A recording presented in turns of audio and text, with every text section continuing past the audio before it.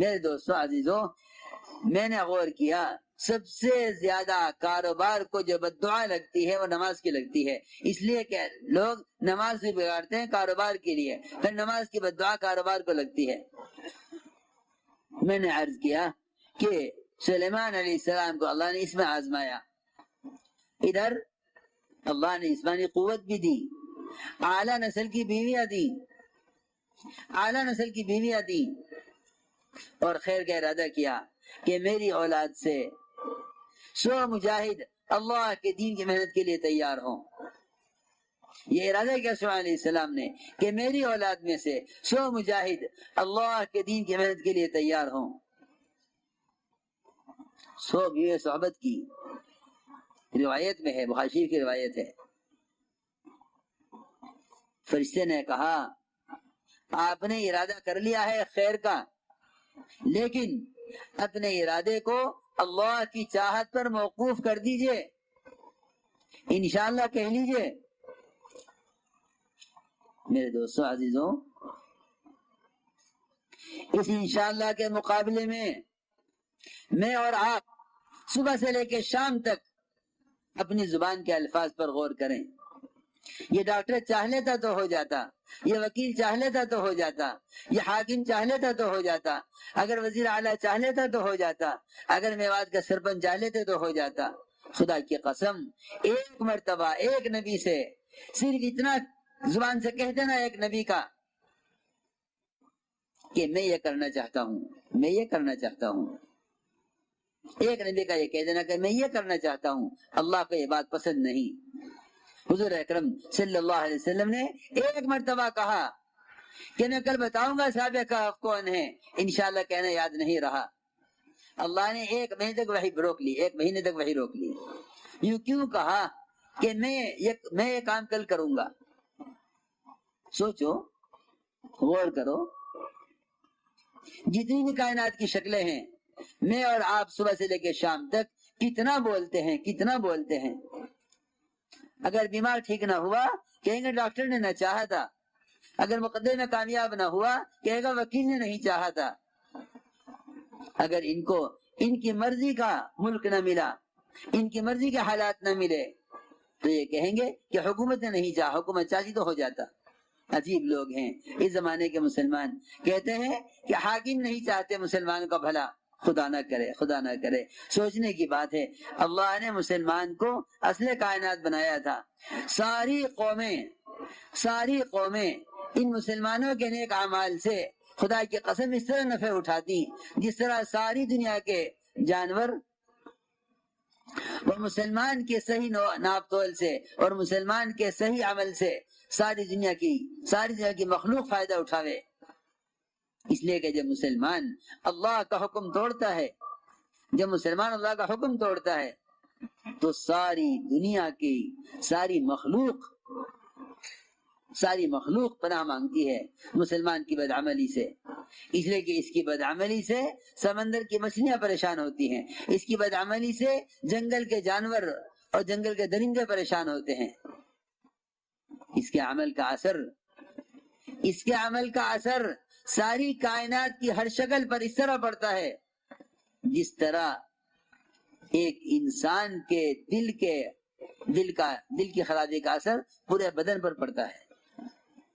دیکھو کہ صحیح نوجوان مضبوط تندرست توانا ہو، ذرا دل کی حرکت بند ہو جائے، ذرا دل کی حرکت بدل جائے، ذرا دل پر کوئی دباؤ آ جائے، جوان تندرست مضبوط طاقتور آدمی ڈھیر ہو جاتا ہے۔ سارے اعضاء جس طرح دل کی قوت سے چلتے ہیں، خدا کی قسم اسی طرح ساری کائنات کا نظام مسلمان کے صحیح طریقے پر چلنے پر چلتا ہے۔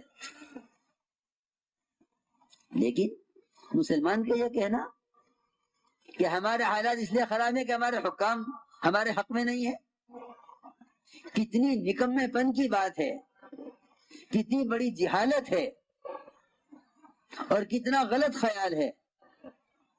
بجائے اس کے ساری دنیا کے بسنے والی قوموں کو مسلمانوں سے نفع پہنچتا۔ میں قوم سے اللہ کی قسم کھا کر کہہ سکتا ہوں سارا باطل مل کر ایک سنت کا مقابلہ نہیں کر سکتا، سارا باطل مل کر ایک سنت کا مقابلہ نہیں کر سکتا۔ اور مسلمان یہ کہے کہ ہمارے دین اور دنیا میں، ہمارے معاش اور معیشت میں، ہماری عبادات اور ہمارے اختیارات میں حکام رکاوٹ ہیں، ایسا نہیں ہو سکتا، ایسا نہیں۔ میں شروع میں کہہ چکا ہوں کہ حالات عالم کا حکام سے کوئی تعلق نہیں ہے۔ میرے دوستو عزیزو، دل سے یہ نکال دو کہ اللہ کے غیر کے چاہنے سے کچھ ہوتا ہے، دل سے یہ نکال دو کہ اللہ کے غیر کے چاہنے سے کچھ ہوتا ہے۔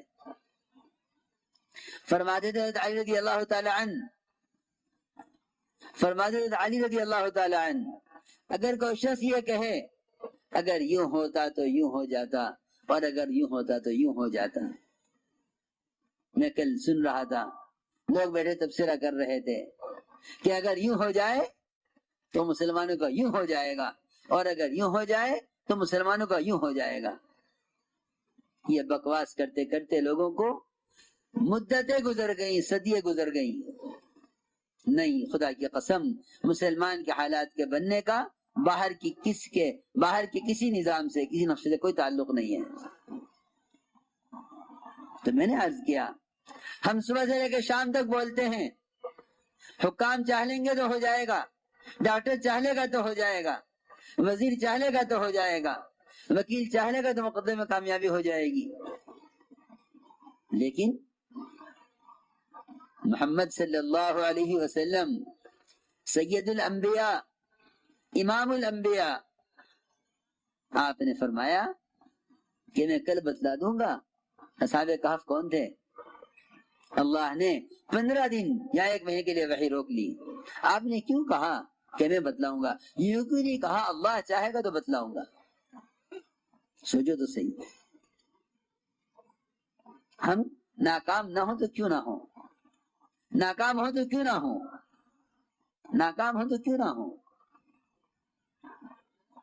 ادھر سلیمان علیہ السلام نے ارادہ کر لیا 100 بیوی صحبت کرنے کے، 100 مجاہد تیار کرنے کا۔ اللہ کی شان، کیونکہ ساری ماؤں کے رحم ہر آن، ہر لمحہ، ہر گھڑی اللہ کے قبضے میں ہے۔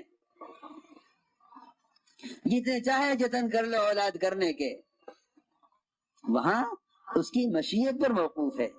یہب لمن یشاء اناسا ویہب لمن یشاء الذکور او یزوجہم ذکرانا واناسا ویجعل من یشاء عقیما۔ نظام ہمارا ہے، ہر چیز، ہر آن، ہر لمحہ ہمارے قبضے میں ہے۔ لاکھ تم ہاتھ جوڑو اور خوشامد کرو ڈاکٹروں کی، خدا کی قسم یہ نہیں کہ سورہ مریم پڑھ لے، اے اللہ تو نے زکریا علیہ السلام کو 120 سال کی عمر میں اولاد دی، 90 سال بیوی کی عمر، تو نے 90 سال کی عمر میں اولاد دی۔ اولاد تو دیتا ہے، کسی کے کرنے کا تو محتاج نہیں، تو اولاد دے۔ اس عمر میں اولاد دے کر سب کو یہ بتلایا تھا کہ ہم سے لینے کا راستہ اسباب و شکلیں نہیں ہیں۔ اس عمر میں اولاد دے کر یہ نہیں بتایا تھا کہ بس یہ تو بھائی زکریا علیہ السلام کو مل گئی، نہیں، بلکہ اس عمر میں اولاد دے کر یہ بتلانا تھا کہ ہم کسی سبب کے، کسی شکل کے، کسی عمر کے، کسی طاقت کے اور کسی صلاحیت کے پابند نہیں ہیں۔ اللہ نے اللہ یہ بتلانا چاہتے تھے۔ اللہ زکریا علیہ السلام کو 120 سال کی عمر میں اولاد دے کر یہ بتلانا چاہتے تھے کہ ہم شکل، استعداد، صلاحیت کے اور قوت کے پابند نہیں ہیں۔ اور یہی کہا زکریا علیہ السلام نے کہ میں تمام اسباب کے ختم ہونے کے بعد، ہڈیوں کے گھل جانے کے بعد، بالوں کے سفید ہو جانے کے بعد، میں تجھ سے مانگ کر پوری طرح پر امید ہوں، میں تجھ سے مانگ کر نا امید نہیں ہوں۔ اللہ کی شان، اللہ نے 120 سال کی عمر زکریا علیہ السلام کی، 90 سال کی عمر بیوی کی، اللہ نے اس عمر میں اولاد دی، یہ بتانے کے لیے تم ہماری ذات پر ہونا موقوف تو کرو۔ میں نے عرض کیا ساری ماؤں کے رحم ہر آن، ہر لمحہ، ہر گھڑی اللہ کے قبضے میں ہے۔ کس رحم میں کتنا بچہ بن گیا ہے، کتنا بن رہا ہے، کتنا بننا ہے، اور ہمارا حکم کب اس کو ضائع کرنے کا ہے، تم کچھ نہیں کر سکتے۔ سلیمان علیہ السلام نے 100 بیویوں سے صحبت کی، فرشتے نے کہا تھا انشاءاللہ کہہ لینا، لیکن بھول گئے انشاءاللہ کہنا۔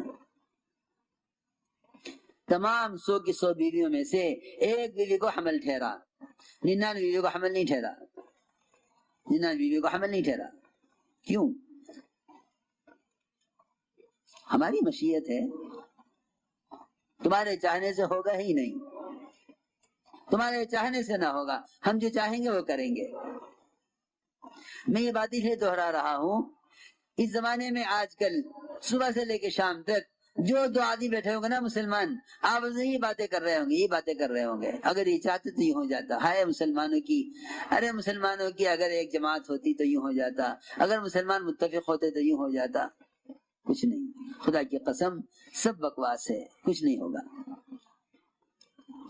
اللہ کی مشیت کو، اللہ کی چاہت کو اپنی موافقت میں لانے کے لیے محمد صلی اللہ علیہ وسلم کے طریقوں کے علاوہ اور کوئی راستہ نہیں ہے۔ اللہ کی چاہت کو جو موافقت میں لانا چاہتے ہو تو محمد صلی اللہ علیہ وسلم کے طریقوں پر آ جاؤ، اللہ رب العزت تمہارا بھلا چاہ لیں گے۔ اور اگر ان طریقوں سے ہٹ کر یہ چاہو کہ تمہیں نہ چاہنے والے تمہارا بھلا چاہ لیں، تمہیں نہ چاہنے والے تمہارا بھلا چاہ لیں، تو یہ کیسے ممکن ہے کہ جو تمہیں نہ چاہتے وہ تمہارا بھلا چاہ لیں؟ میرے دوستو عزیزو، اس لیے عرض کر رہا کہ کرنے والی ذات صرف اللہ کی ہے، کرنے والی ذات صرف اللہ کی ہے۔ اس لیے سلیمان علیہ السلام کو اللہ نے تنبیہ کی اس پر کہ تم انشاءاللہ کہہ لیتے تو ہم 100 بیویوں سے 100 بیٹے پیدا کرتے۔ اللہ کی شان۔ ایک عورت کو حمل ٹھہرا، وہ بھی بچہ وقت سے پہلے ضائع ہو گیا، دائیں لا کے ڈالا کرسی پر، القینا علی کرسیہ جسدا ثم اناب۔ سلیمان علیہ السلام سمجھ گئے کہ اللہ کو یاد نہ رکھا، دیکھو ناقص جسم پیدا ہوا بغیر روح کا، سمجھ گئے سلیمان۔ آپ نے فرمایا اگر میرے بھائی سلیمان انشاءاللہ کہہ لیتے 100 کی 100 بیویوں سے اولاد ہوتی۔ میں اس لیے عرض کر رہا کہ اس بات پر یقین لاؤ کہ کرنے والی ذات صرف اللہ کی ہے، تمہارے چاہنے سے کچھ نہیں ہوگا، جو اللہ چاہیں گے وہ ہوگا۔ تو میرے دوستو عزیزو، سلیمان علیہ السلام کو اتنی بڑی بادشاہت دی، اتنے اسباب دیے، لیکن ان اسباب میں بھی اللہ کی چاہت کے بغیر کچھ نہ ہوا۔ یہ سوچنے کی بات ہے، اللہ نے انبیاء علیہ السلام کو جو اسباب راضی ہو کر دیے ہیں، جب ان اسباب میں اللہ کی چاہت کے بغیر نہیں ہو سکتا، تو جو اسباب اللہ نے اپنے نہ ماننے والوں کو ناراض ہو کر دیے ہیں، ان اسباب سے مسلمان امید کیسے کر سکتا ہے؟ سوچنے کی بات ہے، اللہ نے جو اسباب انبیاء علیہ السلام کو راضی ہو کر دیے ہیں، جب ان اسباب میں اللہ کی چاہت کے بغیر انبیاء کچھ نہیں کر سکتے، تو میرے دوستو عزیزو، جو اسباب اللہ نے غیروں کو ناراض ہو کر دیے ہیں، مسلمان ان اسباب سے امید کیوں کیے ہوئے ہے؟ اس لیے فرمایا سب سے پہلے یقین سیکھو، سب سے پہلے یقین سیکھو۔ یقین کے بدلنے کے لیے مسجدیں بنائی گئی ہیں، یقین کے بدلنے کے لیے مسجدیں بنائی گئی ہیں۔ کیوں؟ یقین بازار میں کیوں نہیں سیکھا جا سکتا؟ یقین وزارت میں، صدارت کے ایوان میں کیوں نہیں سیکھا جا سکتا؟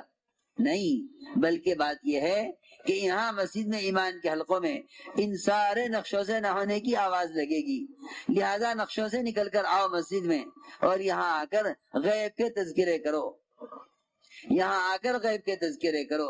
اللہ کی ذات سے ہونا یہاں سمجھ میں آئے گا۔ میں تمہیں مثال دے کر سناتا ہوں۔ حضرت فرماتے تھے اس بات کو اس طرح سمجھ لو کہ مسجد میں آنے سے ہی کیوں ایمان بنے گا، بازار میں کیوں نہ بنے گا، صدر کے ایوان میں کیوں نہ بنے گا۔ حضرت فرماتے تھے، سنو غور سے، اگر کوئی شخص، اگر کوئی آدمی کسی وزیر کی کوٹھی میں بیٹھا ہو اور وزیر اس سے یہ کہے کہ تیرے سارے کام میں کروں گا اور آج کروں گا، بتاؤ اس وقت اس وزیر کی کوٹھی میں بیٹھ کر اس آدمی کو باہر، اس وزیر کی کوٹھی سے باہر کسی کی ذات سے اپنے کام کے بننے کی امید ہو سکتی ہے؟ میری بات کا جواب دو۔ جو آدمی وزیر کے ساتھ بیٹھا ہوا ہے وزیر کی کوٹھی میں، اور وزیر اس سے کہہ رہا ہے کہ تیرے کام میں بناؤں گا، آج میں نے تیرا کام کرنا طے کر لیا، میں تیرا کام کر کے رہوں گا، مجھے سچی بتاؤ دل سے، یہ جو اس کے وزیر کے پاس آدمی بیٹھا ہوا ہے اس وقت یہ باہر کے کسی بھی آدمی سے اپنے کام کے ہونے کی امید کر سکتا ہے؟ بولو ذرا۔ کوئی وکیل، کوئی مالدار، کوئی تاجر، کسی کا بھی خیال آ جائے اس کو، جس سے وزیر کہہ رہا ہو، ملک کا صدر کہہ رہا ہو اس سے اپنے پاس بٹھا کر تیرا کام میں ابھی کر کے دوں گا، آپ کیا کہیں گے؟ یہ وزیر کی کوٹھی سے باہر، صدر کے ایوان سے باہر جتنے بھی ہیں یہ سب کے سب اس وزیر کے تابع ہیں۔ جو یہ وزیر کہہ تیرا کام میں کروں گا تو مجھے ان میں سے کسی کے پاس نہیں جانا۔ خدا کی قسم یہ وزیر فقیر ہے، یہ وزیر محتاج ہے، یہ پیشاب کرنے میں محتاج ہے۔ اگر اللہ پن ڈال دے پیشاب میں، کوئی طاقت نہیں اس کا پیشاب کرا دے۔ یہ تجھ سے کہہ رہا ہے تیرا کام میں کراؤں گا، اس کے کہنے پر تجھے وزارت کے باہر کے سارے نقشے نہ ہونے کا یقین ہو گیا، اس کی ذات سے امید ہو گئی۔ اسی طرح اگر مسجد میں بیٹھ کر اللہ کی ذات سے ہونے کو سنے گا، اس سے کہیں زیادہ یقین